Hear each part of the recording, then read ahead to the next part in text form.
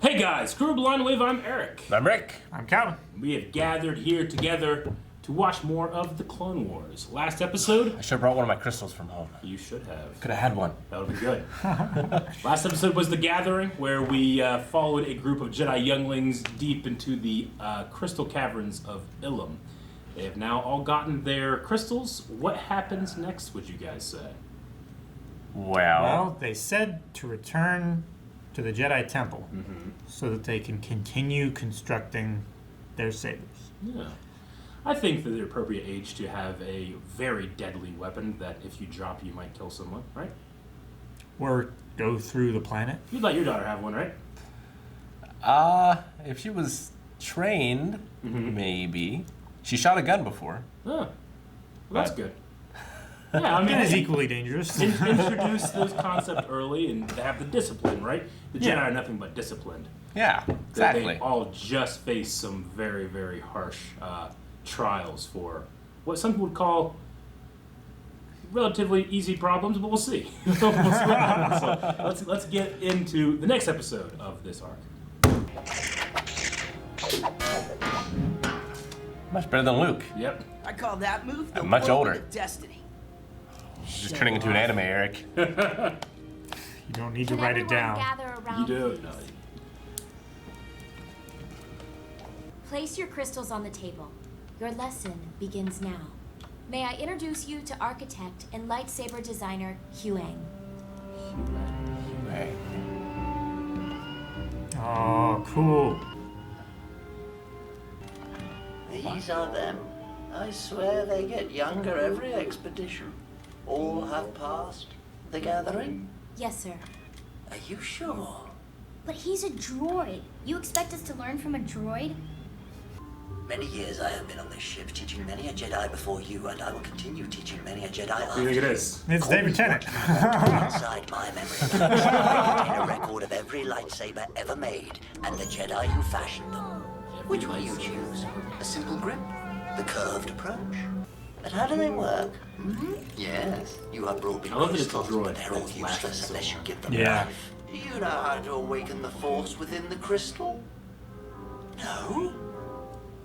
Then I suggest you listen and learn until you think of a question this droid cannot answer. Hold out your hand, Wookiee. Describe what you see your saber to be. A bowcaster that shoots lightsabers. Ah, yes, wood. Not a common choice. And only wood from the Brylark tree is as strong as metal. Let's see what we have. Ollivander a little bit. Oh, yeah. Some extra arms are cool, though. Ah, I wondered where I put that. Oh, that's not mine. That's all. What do we have here? This would be so cool. I would love doing that all day. That doesn't look like It is wood. my job that before you leave this ship, you will have everything you need to build your lightsabers, and the knowledge of how to do it. So let us begin. There is much more work to be done. David Tennant won an Emmy for these episodes. For special He wins an guest Emmy star. for everything. It's an Just give exciting it to thing, him. but it's not the most exciting thing. Our ship is right in front of us, sir. Lose them, and you lose back. more than He is they. back. Our attack must be swift and devastating. My sources say they're just younglings headed back to the Jedi Temple from a training mission. With the most important treasure in the universe, Kyber crystals, used for making laser swords. The price for just one would make a man rich. He's gotta think there would be a Jedi with him, though. Now I don't know who to root for. Yep.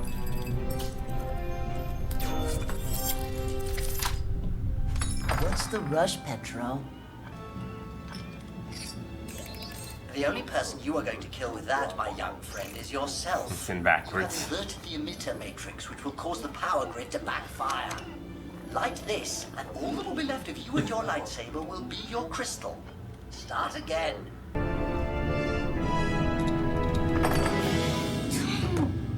Remember, quiet your mind and concentrate. The design will become clear. What was that? I don't know. Hold on.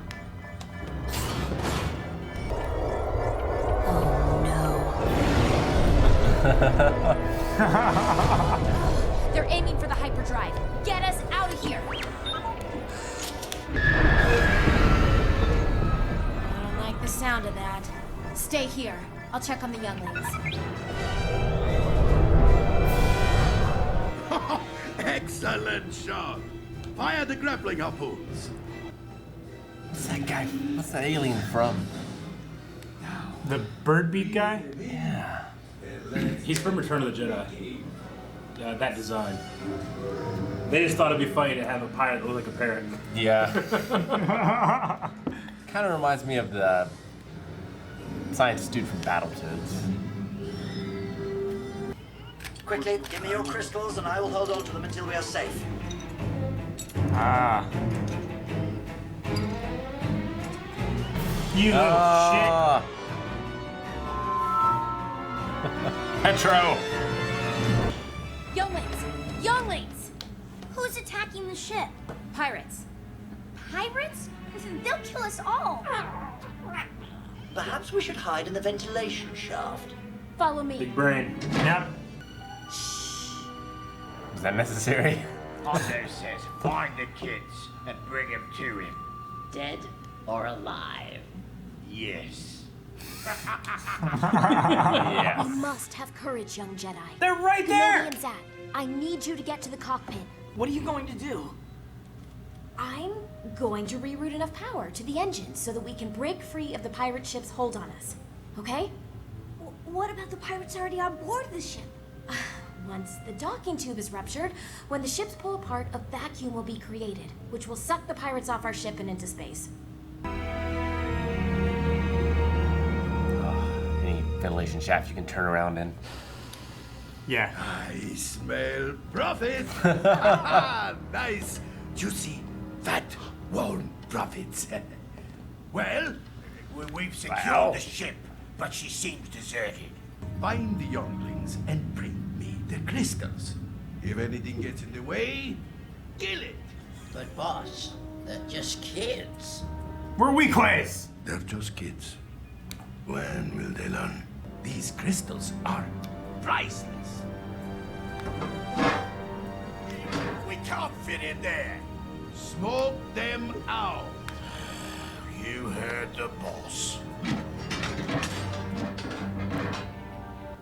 He gets me every time because I love Hondo, but he is a huge dick.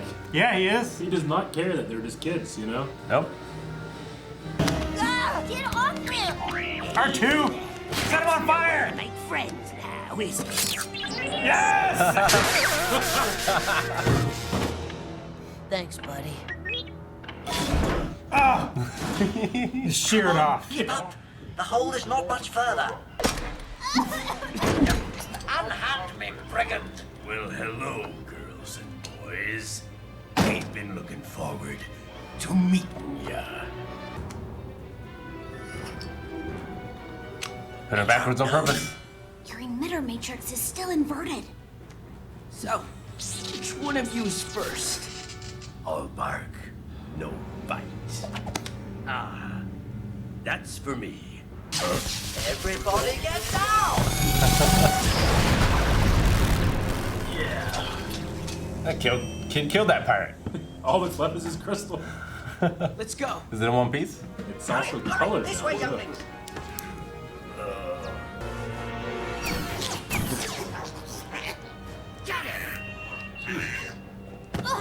Good, G. This is just three ninjas and I love it.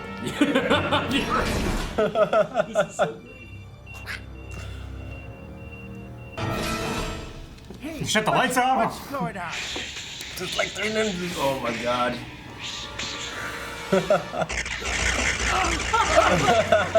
It'd be a massacre! They just sting you. Yeah, they just sting. I know, but it never ends. There's like 8 of them. They'll run out of batteries eventually.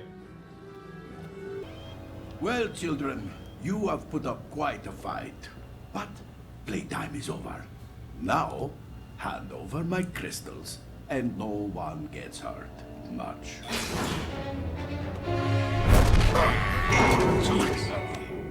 You seem less hospitable than our last meeting. My mood is based on profit. I am in the mood for crystals. You want the crystals? Come and get them. Oh! Dare you? I've lived on this ship 1,000 years, never lost a fight. I'm not about to start today. Badass! Look at that! A droid, man.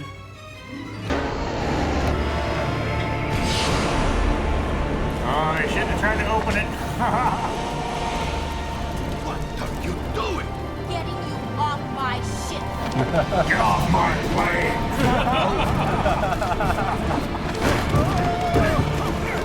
We're all clear.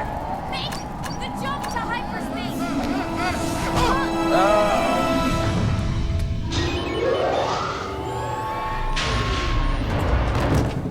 You have cost me greatly today, young one. And since you lost me so much profit, I am left with no choice but to turn you into profit. You got Good night. 2 kyber crystals, right? She's got 2 sabers. Knows how to unlock them. Yeah. All right. All right, part 2 of the Youngling arc. What do you guys think? Significantly more exciting than Yeah. the previous one. Yeah, really good stuff. It was 3 ninjas in space. It was. There was a couple points where it was just like that. Professor Hu Yang, I think is how you say it. He's one of my favorite original characters in the series, and famously voiced by one of the doctors. Yeah. So, yeah, I was waiting for you to get to that point, Calvin, because I was like, I wonder which line he'll think of it. It's when he starts talking a little faster, you're like, oh, there he is. Yeah. Yeah, well, like he's similar to the wand building guy in Harry Potter. Ollivander, Yeah. in a way, yeah. Or at least that particular scene is. Yeah. But yeah, as a character, he's really interesting. Like this 1,000-year-old droid, Yeah. which it's crazy to think about that there's been droids for 1,000 years in this universe. They're just well maintained. Yeah. It's also interesting that a non-living being is talking about the Force, and he understands how those things work, but he can't feel them himself. Yeah. You know? Oh, yeah. Like if droids and computing has been around for 1,000 years, I don't know. I would just expect it to be more advanced. It's one of those things where it's just once you get to a certain point, they just don't have many major breakthroughs. I mean, hyperspace happened, and everybody's spread out, and you don't have these small confines of industry that force it to go advanced. You know? I suppose that's So, true. It's kind of like that. I get you though. I mean, one of the interesting things about this episode is the ship that they're on specifically is a Jedi lightsaber quest ship.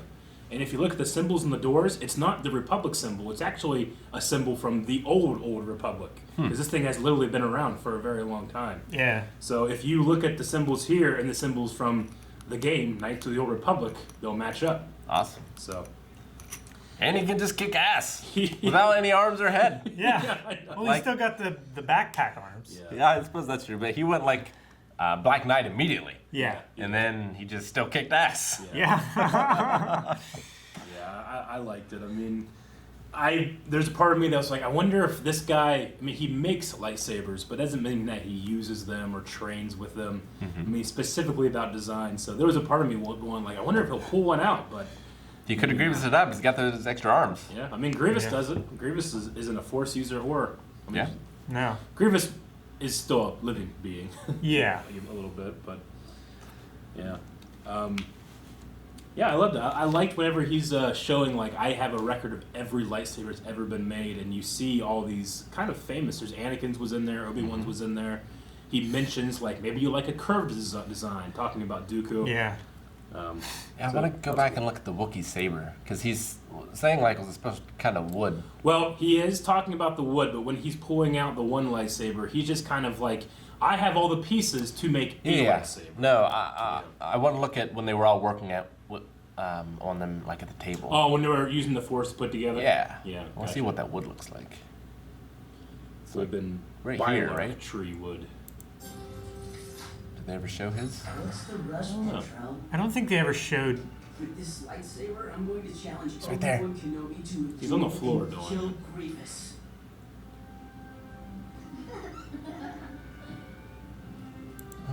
Yeah, I don't know.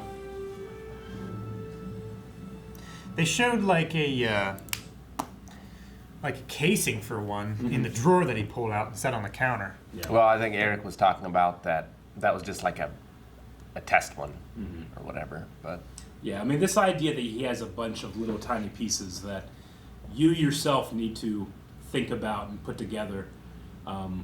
Couple cool things about it. I mean, one, they have a place in Galaxy's Edge that's very much like this now, where yeah? you can literally, it's like a toolbox that you're pulling lightsaber parts out and you can make your own, which is really cool. that's cool. So do you like screw them together, or do they do that for you? No, you put them together. Yeah, you screw them together and everything. They're made to be modular. So Yeah. There's 100,000 different ones you can make, but they have they might have 30 of this piece, 30 of this piece, and because of all the combinations, they'll be unique. But Sure. There's basic models and stuff, so it's pretty cool. And so you also- mentioned that Petro's saber became colored when he exploded it. Whenever he turned it on, when he put it in, when he put it in, it was just still the colorless. But when he took it out, it was blue. His lightsaber turned blue when he turned it on. So it is this idea that a Jedi gets this crystal and the color comes to you as you attune the saber and turn it on for the first time, Okay. which is an interesting concept. I kind of wish he hadn't been the one to turn it on. Yeah. It would have been the The pirate?